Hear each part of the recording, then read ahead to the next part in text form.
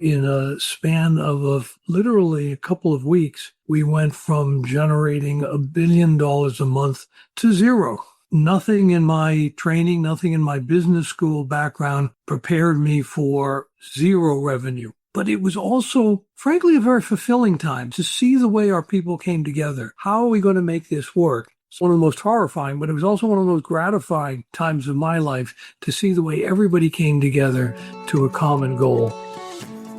Top leaders, meaningful conversation, actionable advice, bulldoze complacency, ignite inspiration, create impact.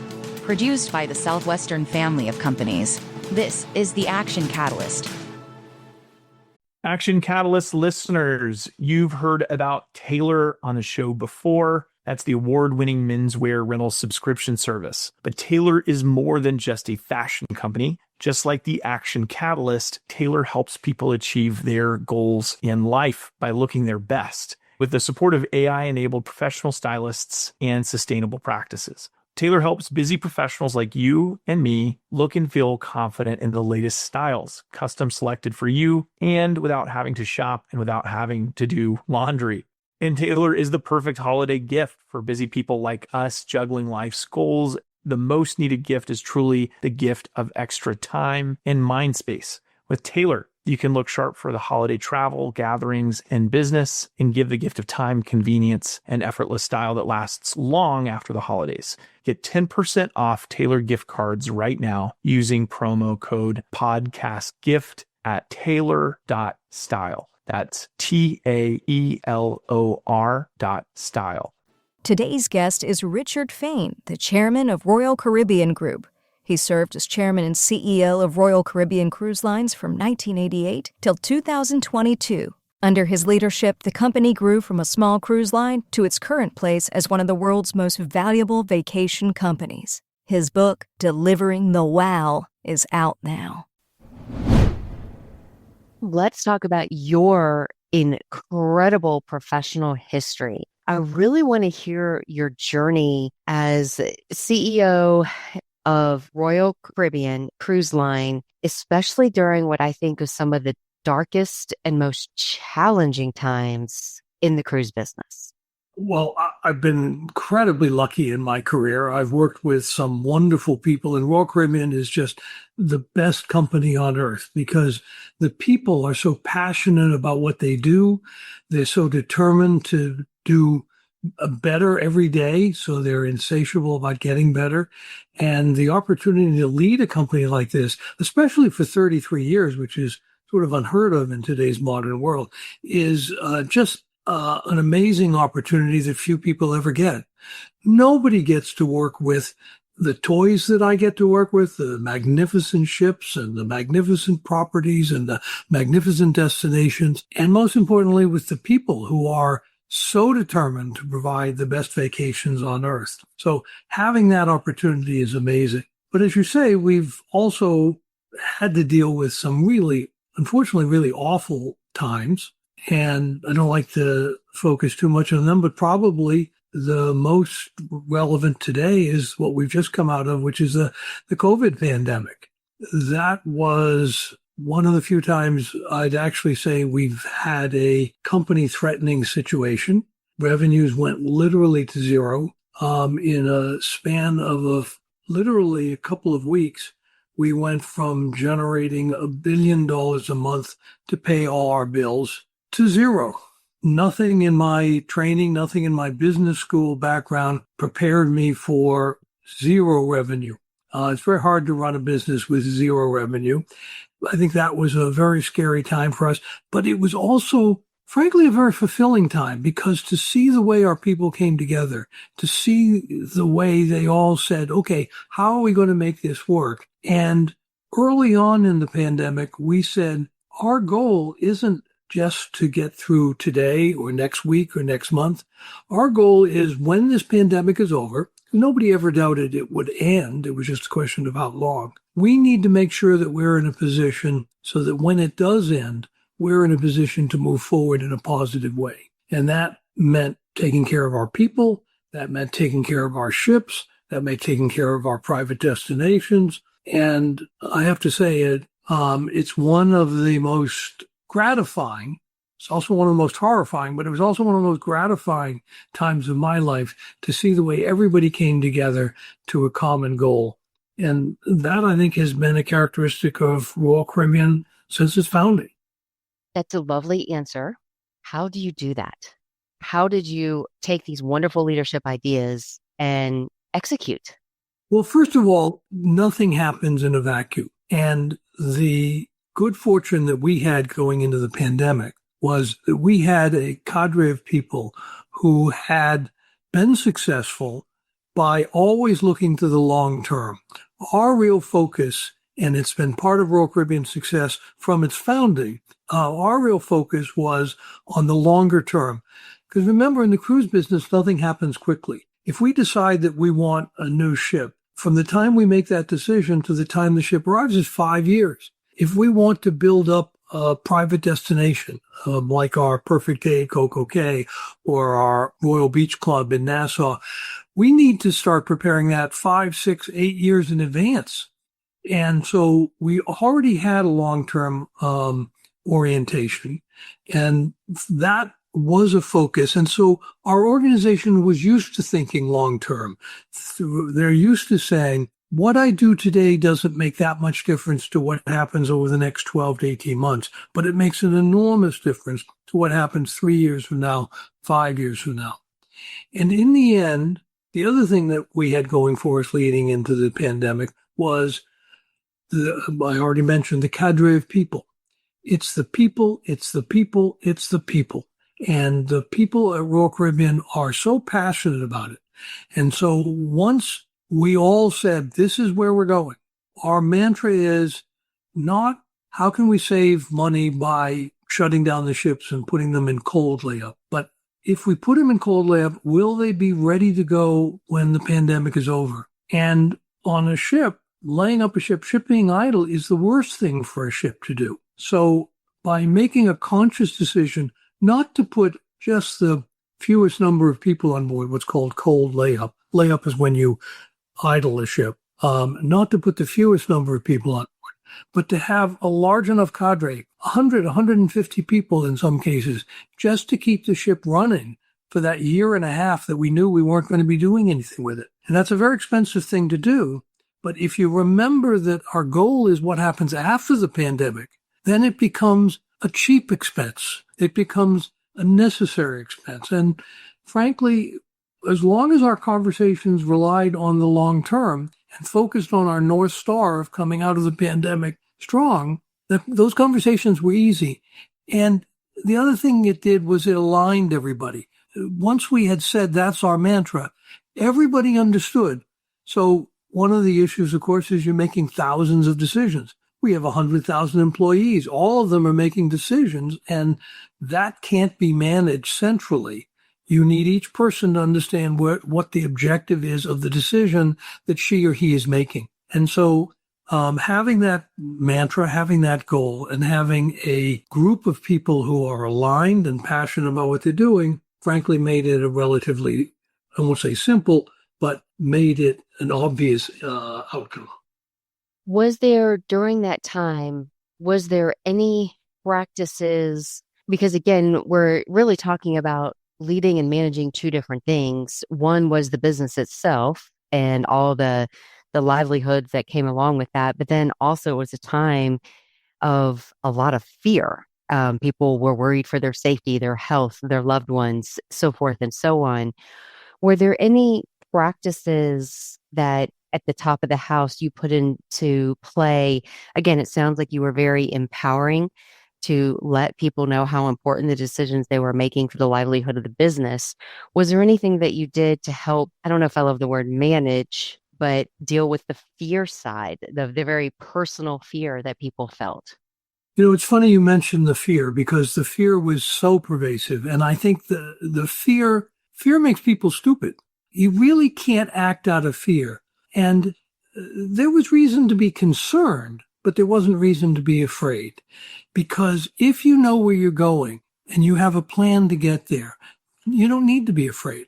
I think a big part of it and a big thing that stoked the fear was lack of information, lack of communication. So I think one of the things that we did extensively was all discussions. We're used to being together and discussing them face to face, and all of a sudden we were stuck in our homes.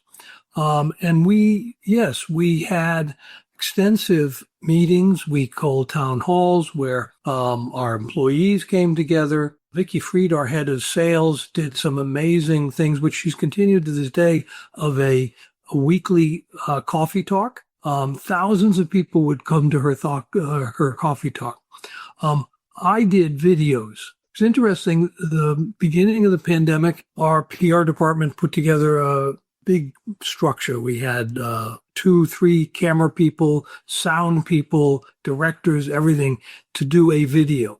And it was well received. But then we went home and the PR people sent me a tripod and a microphone. And I did videos in my backyard. My wife was the only camera operator. She was very good. She got to be very good at it. But it was interesting that we went from all these people organizing this very formal structure to my simply standing up and talking to our travel agents, our guests, etc.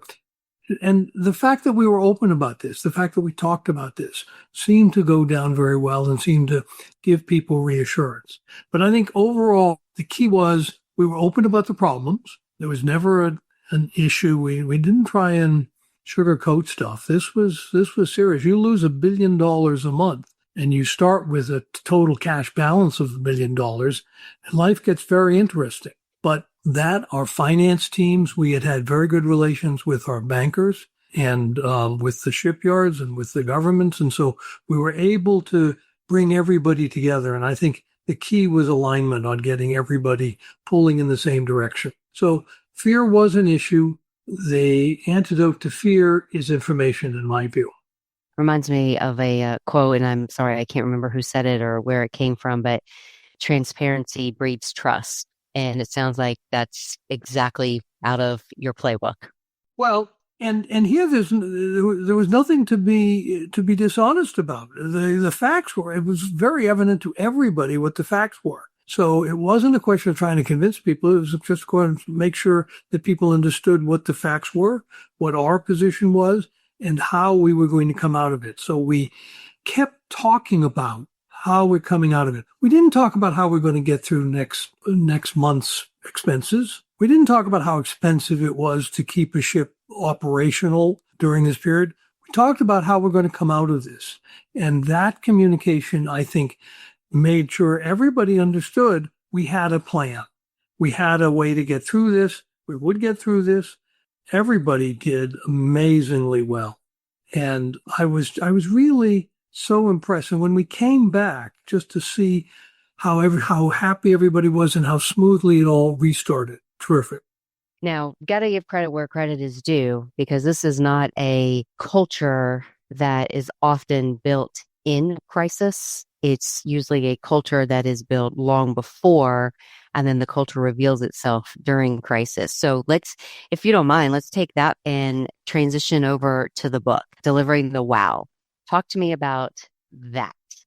Well, thank you. It was fun to write the book, and actually, because the focus of the book wasn't so much a memoir as it was a focus on the culture of an organization that I think has stood the test of time and has stood us well in good times and bad. It's a culture that is never satisfied, constantly looking for improvement and constantly finding that improvement.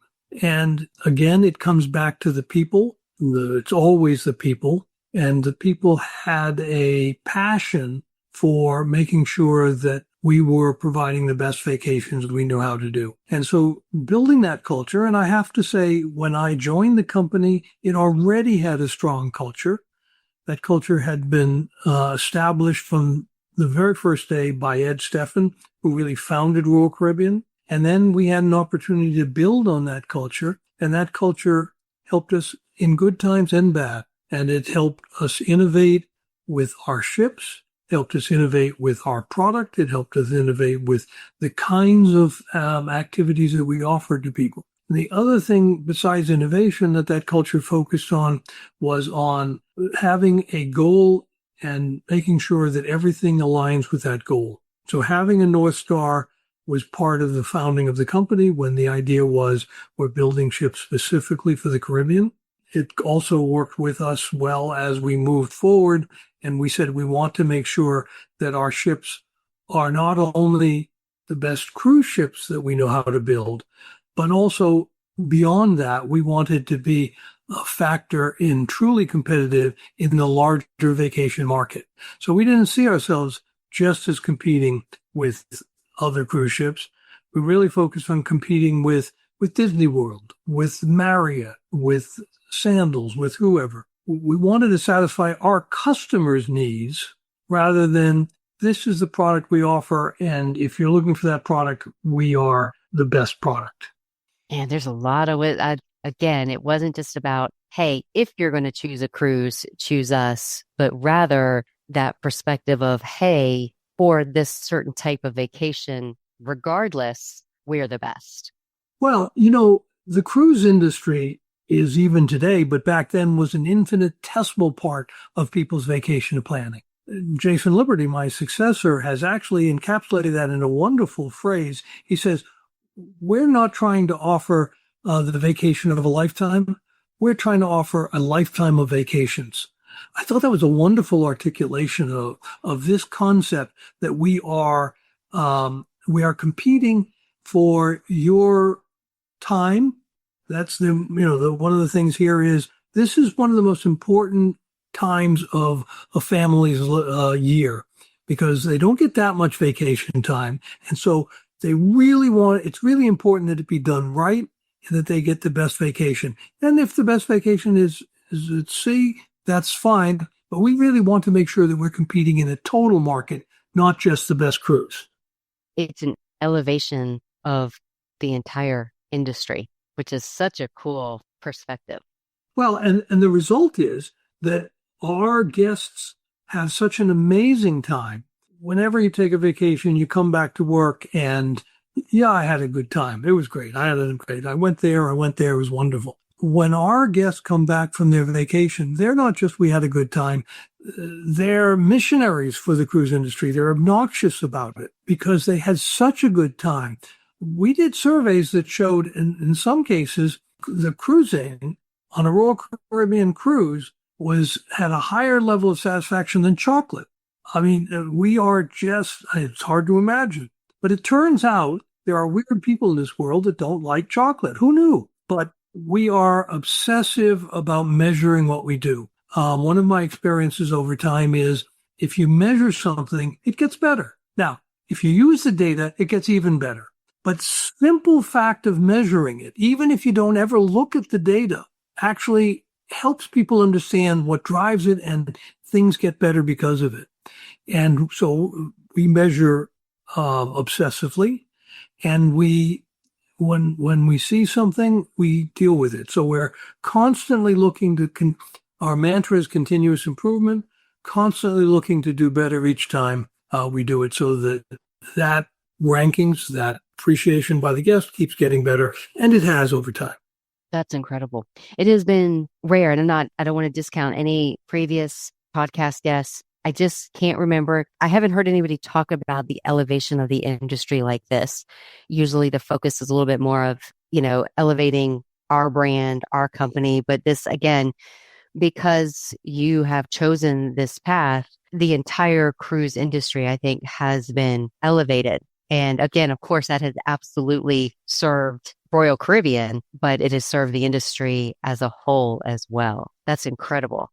It's what our people live for and take pride in. I mean, I am often amazed, even when things are very difficult. And our people work unbelievably hard.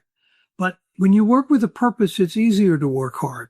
And I think we all get a satisfaction out of that. And the result is, I come back to it's the people.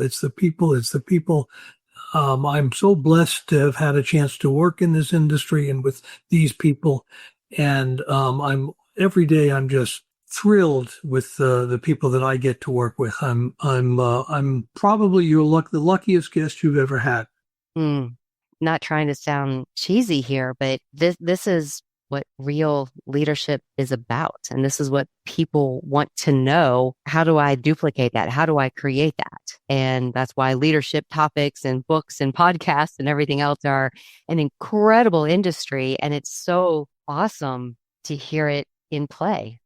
You're very kind, but again, I think it's the culture. It's always the culture. There aren't many people who have had the chance, as I did, to enter into a company that already had a very powerful culture, a very strong commitment to excellence, and to work with the kind of people and the kind of mentors. I've been very fortunate in my career to have some leaders who have also helped guide me. And I have to say, there aren't many who get to have a succession with a leader as powerful and as inspirational as my successor at Royal Caribbean. So it's just, I've not only had a great fortune in the company I've worked with, but also in my family life. I met somebody 60 years ago. We've been married for 56. We've had an extraordinary family, and all of that is so supportive. And, it isn't one thing. Everybody wants the 7 secrets to whatever. And it isn't 7 secrets.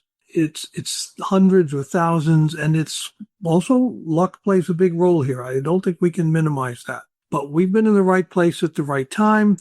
And we have a group of people who care about what they do. They really care. It's amazing. I'm always shocked. I mentioned earlier coming back from COVID. When I went back, I remember on the first ship after the COVID, Celebrity Edge out of Fort Lauderdale.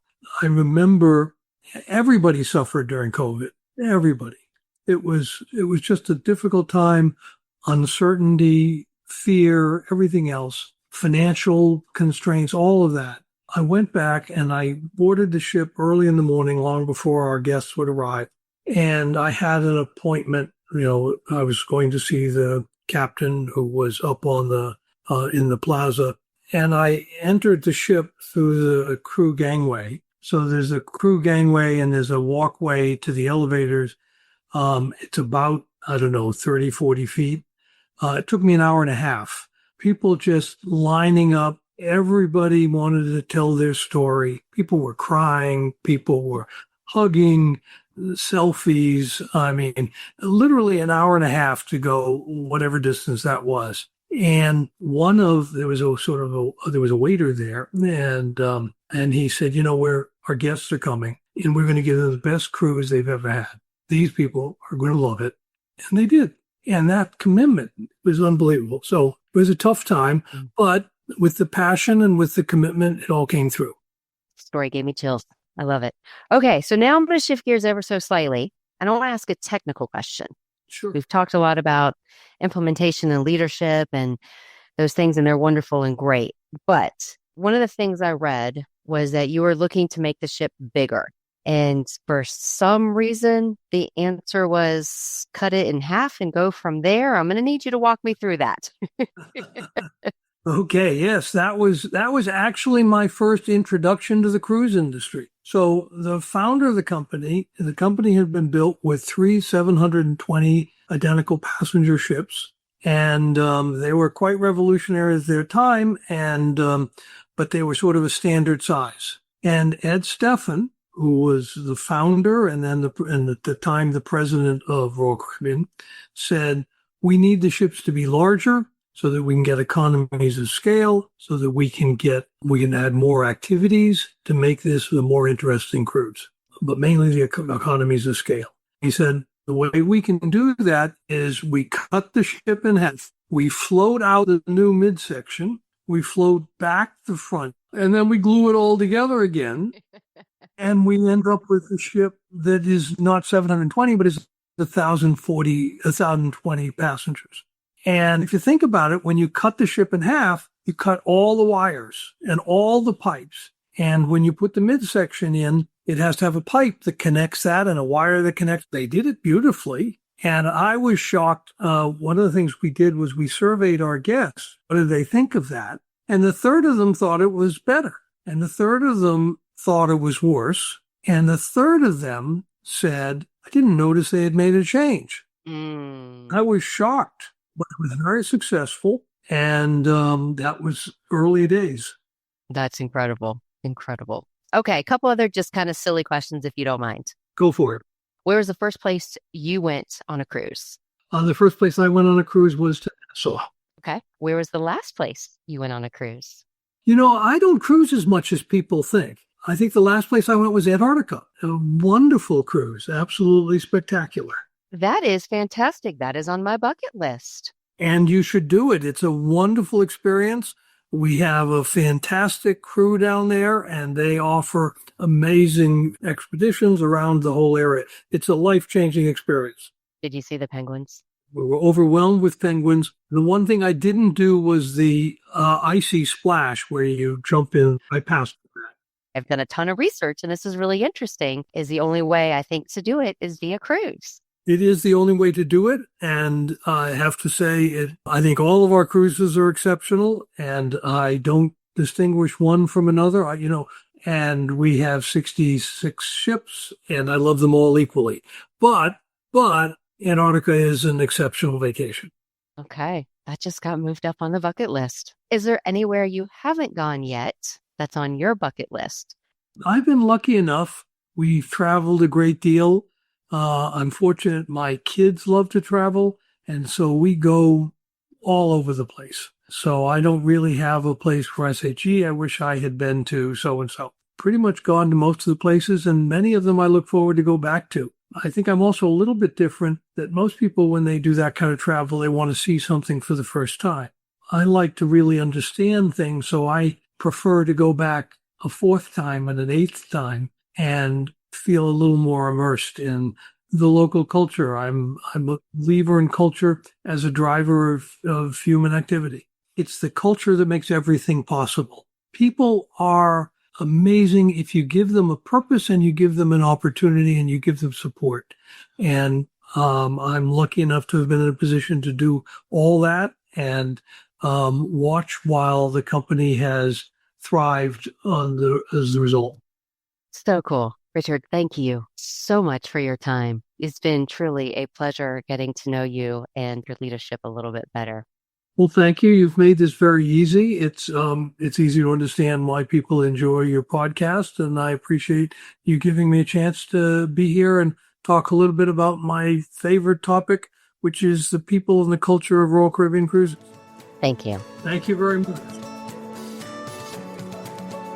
If you enjoy this podcast, please make sure to subscribe. And to stay updated on everything that the Action Catalyst is up to, make sure to follow us on Facebook and Instagram at Action Catalyst Podcast and on Twitter at Catalyst_Action. And as always, thanks for listening. Action Catalyst listeners, you've heard about Taylor on the show before. That's the award-winning menswear rental subscription service. But Taylor is more than just a fashion company. Just like the Action Catalyst, Taylor helps people achieve their goals in life by looking their best with the support of AI-enabled professional stylists and sustainable practices. Taylor helps busy professionals like you and me look and feel confident in the latest styles, custom selected for you, and without having to shop and without having to do laundry.